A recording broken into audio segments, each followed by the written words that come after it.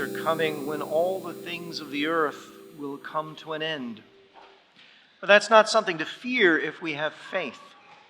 The church asks us to reflect each year during the month of November on what is eternal. Everything in this physical world is temporary. We're given life here for a short time.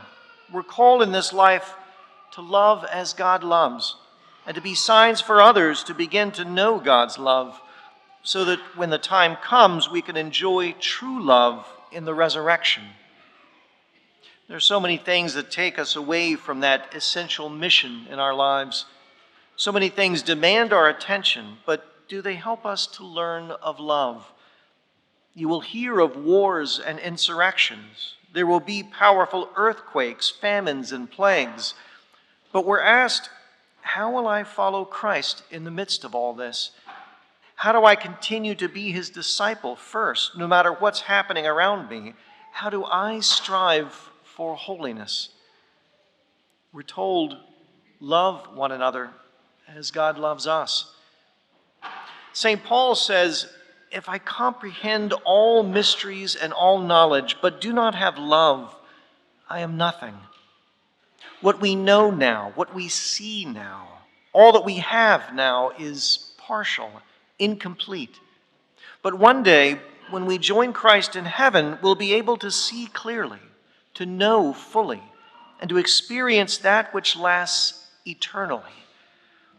So St. Paul says what's truly meaningful is faith, hope, and love. And the greatest of these is love.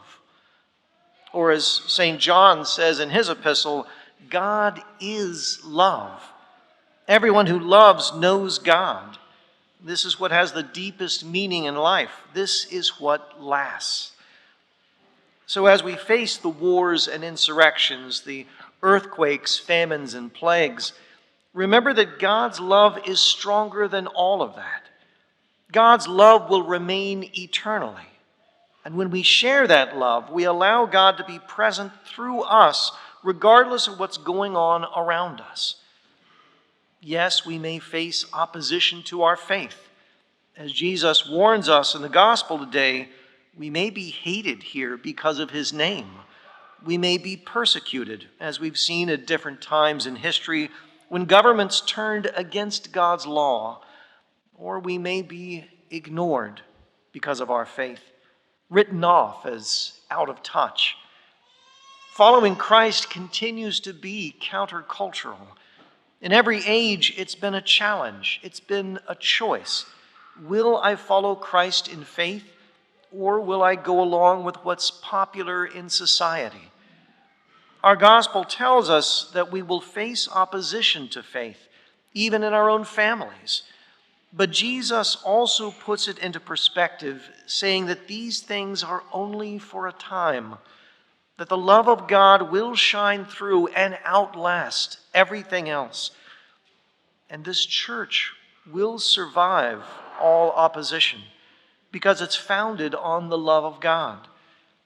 And someday, after all the violence and threats and sickness and poverty of this world have come to an end, we will remain one with all the saints, one with our loving Father in heaven, invited into his kingdom.